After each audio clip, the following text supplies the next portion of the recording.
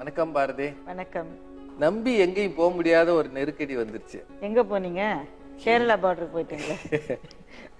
அதாவதுங்க, தமிழ்நாட்டில இருந்து எங்கேயாவது பக்கத்து மாநிலங்களுக்கு போகணும் அப்படின்னா நம்ம எல்லாரும் ஒன்னா தாயா பிள்ளையா பழகிறதுன்னு வாங்க இல்லையா? அங்க இருக்கிறவங்க இங்க வர்றது, இங்க இருக்கிறவங்க அங்க போறது, பலவேறு காரணங்களுக்காக, வேலைகளுக்காக, வணிகத்துக்காக, ஏன் போய் வருவது அப்படின்றது இயல்பு. அதுலயே ஒரு அன்சர்டனிட்டி வந்தாச்சு. இப்போ நமக்கே புரியல. இந்தியா என் தாய் நாடு, இந்தியர் யாவரும் என் உடன் பிறந்தோர்னு வாய்க்கிழிய சின்ன பிள்ளைகள்ல இருந்து பேசுறோம். ஆனால் ஏதாவது ஒரு பிரச்சனை அப்படின்னு வந்தா இவ்வளவு டென்ஷன், இவ்வளவு உணர்ச்சி வசப்படுகிற மக்களாக ரெண்டு மாநிலத்தவரும் போய் அடிதடி பண்றதை பார்க்கும்போது நமக்குள்ள எங்கேயோ ஒரு சுய கட்டுப்பாடு இல்லையோ அப்படின்னு தோணுது. சுய கட்டுப்பாடு இல்லைன்றது நான் ஒத்துக்கிறேன். அதையும் விட கூட தேசிய ஒருமைப்பாடுன்ற வார்த்தை இன்னைக்கு புத்தகங்கள்ல கூட ரொம்ப பார்க்க முடியாது. நீங்க சொன்ன பிளட்ஜ்ல ஒரு வேலை இருக்கலாம். அதை தவிர தேசிய யூனிட்டி இன் டைவர்சிட்டி, அதாவது வேற்றுமையிலும் ஒற்றுமை காண்பதுதான் இந்தியர்களுடைய இயல்பு அப்படிலாம் நம்ம படிச்சது இன்னைக்கு புத்தகங்கள்ல கூட அதெல்லாம் பார்க்க முடியறது இல்ல. மாநில உணர்வுகள் அப்படின்றது மிக அதிகம் தூண்டப்படுகிறது. இந்த பிரச்சனையே எடுத்துக்குங்களேன். இன்றைக்கு கேரளாவில் இருக்கிற பல தமிழ் வண்டிகள் கூட வர முடியலன்றாங்க. அந்த ரெஜிஸ்ட்ரேஷன் இருந்தாலே அங்க பிரச்சனைன்றாங்க. சபரிமலைக்கு வருகிற தமிழர்கள் அங்க அவங்களுக்கு சில பிரச்சனைகள் இருக்குன்றாங்க. போகாம பல பேர் சுருளியில குளிச்சுட்டு வந்துட்டாங்க, திருப்பி வந்திருக்காங்க. இங்க சில கேரள மலையாளிகள் வைத்திருக்கிற கடைகள் மீது தாக்குதல் நடத்த முயற்சி பண்ணாங்கன்னு சொல்றாங்க. மாநில உணர்வுகள் இவ்வளவு பிரதானமானதுக்கு காரணமான அந்த பெரியாறு அணை, அந்த அணைக்கான ஒரு வரலாற்றை, ஒரு சரித்திரத்தை தெரிஞ்சுக்கிட்டாக்க ஒருவேளை இவங்க இப்படி சண்டை போட மாட்டாங்களோன்னு எனக்கு தோணுது. பல நேரங்களுங்க வரலாறே தெரியாமலே வாழ்வதுதான் நம்முடைய வரலாறு. அது அது என்ன சொல்றதுங்க, இவ்வளவு கற்றவர்கள் வாழுகிற காலத்துல நீங்க 1947 இருந்ததை விட இன்றைக்கு படித்தவர்களின் எண்ணிக்கையும் சதவீதமும் பெருகி இருக்கு.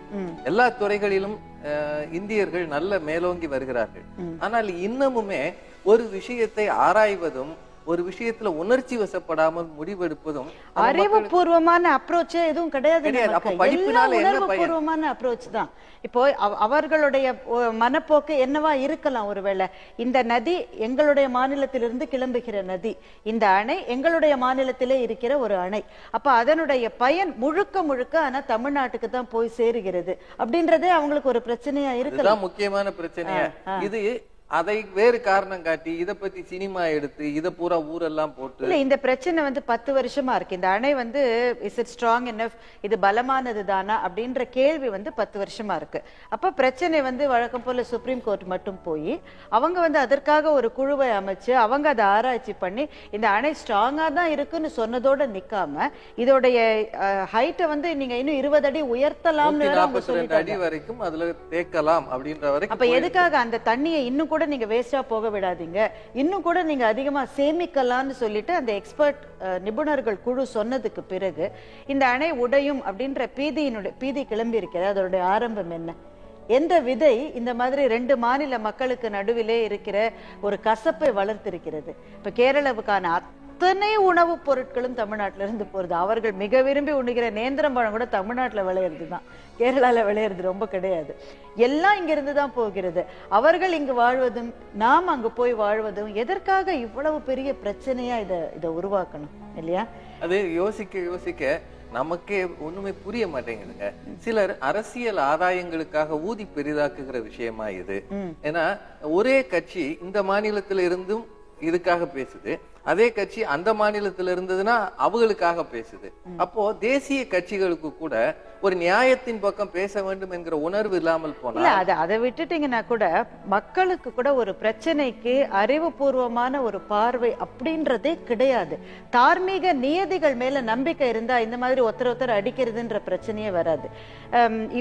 காலங்காலமாக பெரியாறு நதி அந்த ரிவர் அந்த அணை கட்டப்பட்டு 100 வருஷத்துக்கு மேல ஆச்சு. அந்த அணையினுடைய அது கட்டப்பட்ட வரலாறு கண்ணீரும் ரத்தமும் நிரம்பிய ஒரு வரலாறு. அந்த ரிவருடைய பிளான், அந்த அணையுடைய பிளானை பெனிக்விக் அப்படின்ற ஒரு ஆங்கிலேய பொறியாளர் தான் முழுக்க முழுக்க பண்ணியிருக்காரு. பிரிட்டிஷ் கவர்மெண்ட் கிட்ட அவர் ஒரு வேலை செஞ்ச ஒரு பொறியாளர். நான் அவருடைய பேரை எப்படி தெரிஞ்சுக்கிட்டேன் அப்படின்றதே ஒரு ஆச்சரியமான ஒரு விஷயம். எங்க ஏரியால இருக்கிறது உங்களுக்கு எப்படி தெரியும்? நான் ஒரு முறை தேனியில ஒரு பள்ளிக்கூடத்துல என்ன பேசுறதுக்காக கூப்பிட்டு இருந்தாங்க. நான் மதுரையில இருந்து தேனிக்கு ஒரு கார்ல போனேன். அவங்க ஒரு வண்டி அனுப்பிச்சிருந்தாங்க. அந்த கார் ஓட்டுநர், அந்த டிரைவர் ஒரு நடுத்தர வயதுக்காரு. நான் அவரோட அதை பேசிக்கிட்டே வந்தேன். திடீர்னு அவர்கிட்ட உங்க பேர் என்ன அப்படின்னு கேட்டேன். என் பேரு பெனிக்விக் தேவர்னு அவர் சொன்னாரு. அந்த பகுதியில பேருனாக்க விருமாண்டி, விருமாண்டி, பேய்காமன், இதுதான் அந்த பகுதியில வர்ற பேரு. இல்ல, அந்த பகுதியில அதிகமா இருக்கிற பெயர்கள் அது. ஏன்னா குலசாமிகளினுடைய பேர் அதிகமா வச்சுக்கிற வழக்கம் கொண்ட பகுதி அது. இந்த இடத்துல ஒரு கிறிஸ்டியன் பேரு, அதுவும் ஒரு இங்கிலீஷ் நேம், பெனிக்விக் தேவர்னு அவர் சொல்றாரு அவருடைய பேரை. அவர் யாருங்க? அவர் தான் சொன்னாரு, நாங்கெல்லாம் இன்னைக்கு நாங்க சாப்பிடுற ஒவ்வொரு நெல்லுலயும் பெனிக்விக்கோட பேர் எழுதிருக்குன்னு அவர் சொன்னாரு. என்ன மாதிரி சிந்தனை! அப்புறம் தான் அவர் யாரு, என்னத்துக்காக ஒரு ஆங்கிலேயரை நம்ம மக்கள் இப்படி நினைச்சிட்டு இருக்காங்கன்னு பார்த்தாக்க, பெனிக்விக் அந்த அணைக்கு கீழ்பகுதியில செல வச்சிருக்காங்க. அவருடைய பொதுப்பணித்துறை அலுவலகத்தினுடைய வாசல்லையும் அந்த சிலை. அவருடைய படத்தை டீ கடைகள்ல சாமி படத்துக்கு அடுத்தபடியா மாட்டி வச்சிருக்காங்க. சில வருஷங்களுக்கு முன்னாடி பெனிக்விக்கினுடைய பேரன் இந்தியாவுக்கு வந்திருக்கிறாரு. இந்த பகுதியெல்லாம் பார்த்து இங்கிலாந்து தன்னுடைய தாத்தா கட்டி அந்த அணையை பார்ப்பதற்காக அவர் வந்திருக்காரு. அவர் வந்த போது அந்த பகுதியில இருந்த ஒரு இளம் பெண் தனக்கு அப்போது புதுசா பிறந்த ஒரு குழந்தை அவரோட கையில கொடுத்து பெனிக்விக்னு பேர் வைங்கன்னு அந்த அம்மா சொல்லியிருக்காங்க. அவர் ரொம்ப நெகிழ்ந்து போய் கண்ணீர் விட்டாராம். அந்த அம்மா நீளமா அவர்கிட்ட பேசிச்சா, இது தமிழ்ல பேசுது. ஆனா அவருக்கு எதுவுமே புரியாத மாதிரி இல்லையா. அவ்வளோ நல்லா ரிசீவ் பண்ணிருக்காரு அந்த அம்மா பேசினதை. இப்போ 100 வருஷத்துக்கு முன்னாடி இங்க வாழ்ந்த ஒரு வெள்ளைக்காரரை நம்ம மக்கள் ஏன் இவ்வளவு தூரம் வழிபடுகிறார்கள் அப்படின்னா, அதுக்கு காரணம் பெரியார் அந்த ரிவர்ல அணை கட்டலாம்ன்ற திட்டம் மங்கம்மாளுடைய ஆட்சி காலத்திலிருந்து இருக்கு. அவ்வளவு காலமா அந்த பேச்சு இருந்துகிட்டே இருக்கு. பெனிக்விக் அங்க என்ஜினியரா இருந்த போது அந்த ரிவரை பார்த்து, அது போகிற பாதையை பார்த்து, மேற்காக பாய்கிற அந்த நதியை கிழக்காக திருப்பி வைகை ஆற்றோடு சேர்த்துட்டாக்க மதுரை ராமநாதபுரம் முழுக்கத்துக்கும் பாசனத்துக்கு உதவியா இருக்கும்னு அவர் கண்டுபிடிச்சிருக்காரு. ஆனா அந்த திட்டம் பயங்கரமான திட்டம்.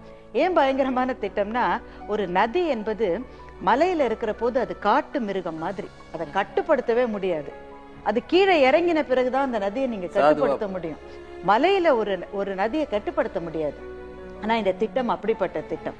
அந்த காட்டு பகுதிகளில் மிக பயங்கரமான காலரா, பாம்பு, தேள் கடி, இத்தனைக்கும் நடுவுல தான் பெனிக்விக் இந்த பணியை செஞ்சிருக்காரு. பல பேர் அந்த கட்டுகிற காலத்திலேயே இறந்து போயிருக்கு. ஆமா, பேய்காம தேவர்னு ஒருத்தர் அந்த பகுதியில இருந்தவர் தான் அங்க இருக்கிற ஆணு, பொண்ணு, குழந்தைங்க அத்தனை பேரையும் அந்த திட்டத்துல ஈடுபடுத்தி உழைக்க வச்சிருக்காரு.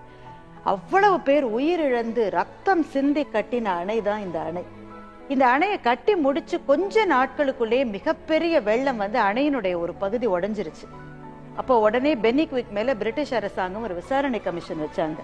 அவர் என்ன சொன்னாருனாக்க, தடுப்பணைகளை நான் கட்டியிருக்கணும், எனக்கு இப்பதான் அது தோணுது, நீங்க அதுக்கான நிதியை சாங்ஷன் பண்ணீங்கன்னா தடுப்பணைகள் கட்டி இதை ஸ்ட்ராங் ஆக்கிடுறேன்னு சொன்னாங்க. அவங்க போயிட்டு வாயான்ட்டாங்க. ஏற்கனவே எவ்வளவு தெரியுமா எஸ்டிமேட்டு? 1895 இந்த அணைக்கான எஸ்டிமேட் 65 லட்சம் ரூபாய். அந்த காலத்துல அது எவ்வளவு பெரிய தொகை. அவ்வளவு ரிஸ்கியான ப்ராஜெக்ட் அது. தடுப்பணைகளை ஒருவேளை கட்டினாக்கா ஆபத்து வராதுன்னு பெனிக்விக் சொல்ல, அப்ப பிரிட்டிஷ் அரசாங்கம் அதுக்கு ஒத்துக்கல. இதுக்கு மேல ஒரு பைசா கூட செலவழிக்க முடியாதுன்னு சொல்லிட்டாங்க. பெனிக்விக் என்ன பண்ணாரு தெரியுமா? இங்கிலாந்து திரும்பி போய் தன்னுடைய அத்தனை சொத்துகளையும் விற்று, நகைகள், பணம், பொருள் எல்லாத்தையும் வித்து பணத்தை எடுத்துக்கிட்டு தன்னுடைய சொந்த செலவிலே தடுப்பணைகளை கட்டி அந்த அணையை கட்டி முடிச்சார். இது நம்ம நினைக்க முடியுமா? நம்முடைய சொந்த நிலத்துல நம்ம ஊருக்கு ரோடு வரத்துக்காக ஒரு சென்டிமீட்டர் கூட நம்ம விட்டு கொடுக்க மாட்டோம். உடனே ஸ்டே வாங்கிடுவோம். நம்ம ரோடே வரக்கூடாது. ஏன் நம்ம வீட்டு வாசல்ல குப்பை தொட்டி வைக்க கூட நம்ம ஒத்துக்க மாட்டேன்றோமே. ஆனா எந்த பிரிட்டிஷ் நம்ம அடிமைப்படுத்தினார்களோ, எந்த பிரிட்டிஷார் இந்தியாவினுடைய செல்வங்களை கொள்ளையடிச்சுட்டு போனாங்களோ, அவர்களில் ஒருவர் தான் தன்னுடைய சொத்தை வித்து இந்த ஊருக்கான ஒரு அணையை கொண்டு வந்து. அப்படிப்பட்டவர்களும் இங்க இருந்திருக்கிறார்கள். ஆமா, அது அப்படி அவர் உருவாக்கி கொடுத்த இந்த அணை ரொம்ப பாதுகாப்பானது அப்படின்னு சொல்றாங்க. ஏன்னா பிரிட்டிஷ் காலத்துல கட்டப்பட்ட பல வகையான கிருஷ்ணா, கோதாவரியில இருக்கக்கூடிய அணைகளும் ஏறக்குறைய சமகாலத்துல கட்டப்பட்டது. நீங்க அவங்க கன்ஸ்ட்ரக்ஷன் எல்லாமே ரொம்ப நல்லா இருக்கும். கரிகாலன் கட்டிய கல்லணையே இன்னும் இருக்கு. அப்புறம் இந்த அணை இருக்காதுன்ற அதுவும் சரி, அது இருக்காதுன்ற ஃபியர் இருக்கிற போது அதை காமன் பீப்புள் எப்படி இந்த அணை உறுதியானதா இல்லையான்னு தட்டி பார்த்தா நம்ம சோதிக்க முடியும். நிபுணர்களினுடைய குழு நீதிமன்றத்தால நியமிக்கப்பட்ட அந்த குழு சொல்றாங்க இது நல்லா தான் இருக்கு, இன்னமும் கூட இதை வசதி கட்டலாம்னு சொன்ன பிறகு எதற்காக நம்ம இவ்வளவு பெட்டி ரீஜனல் ஃபீலிங்ஸை தூண்டி விடுறோம்? அது என்னன்னு தெரியலங்க. இந்தியாவுக்குள்ளேயே ஏதோ சில விஷயங்கள் எதையாவது ஒன்றை தூண்டி மக்களை அவ்வப்போது அன்ரெஸ்டுக்குள்ள அவங்க நிம்மதியா யாரும் வேலை செய்ய முடியாது, கடை அடைக்கணும். அதுக்கு ஒரே ஒரு காரணம் தான் ராஜா சார். அதுக்கு என்னன்னாக்க சீக்கிரமா தலைவர் ஆகணும்னாக்க 2 வழி இருக்கு. ஒண்ணு, அன்பை சொல்லி கொடுத்து தலைவர் ஆகலாம், அது ரொம்ப கஷ்டம். ஆனா வெறுப்பை சொல்லி கொடுத்து தலைவர் ஆகலாம், அது ரொம்ப ஈஸி. அந்த மாநில மக்களை நீங்க வெறுத்துருங்க அப்படின்னு சொன்ன உடனே அப்படி சொல்ற ஆளு தலைவர் ஆயிடுவான் சீக்கிரமா. இந்த மாதிரியான உணர்வுகளை தூண்டிதான் நம்ம நாட்டை இப்படி நம்ம பிரிச்சு வச்சிருக்கோம். ஆமா, இந்தியா ரொம்ப பழமையான ஆன்மீக பூமி இது. இதுல இருக்கக்கூடிய ஒவ்வொருவரும் இருக்கிற பிரச்சனைகளை பேசி தீர்த்துக்கணுமே தவிர சொந்த சகோதரர் தானே அவர்கள், இல்லையா?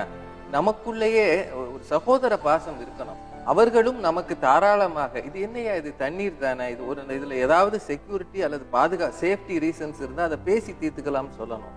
நாமளும் இன்னும் கொஞ்சம் இதுல உட்கார்ந்து பேச முயற்சி செய்யணும். அப்படி இல்லாம இங்கிருந்து போபவர்களை அங்க விரட்டுவதும் அங்கிருந்து வருபவர்களை இங்க அடிப்பதுமாக இருந்தால் அது இந்தியாவுக்கு நல்லது இல்லையே. முதல்ல இப்போதைக்கு அவசிய தேவை என்பது சகிப்புத்தன்மை. அதுதான் இங்க குறைஞ்சுக்கிட்டே வருது, வீட்டிலும் நாட்டிலும். யாராவது சொன்னா நல்லது.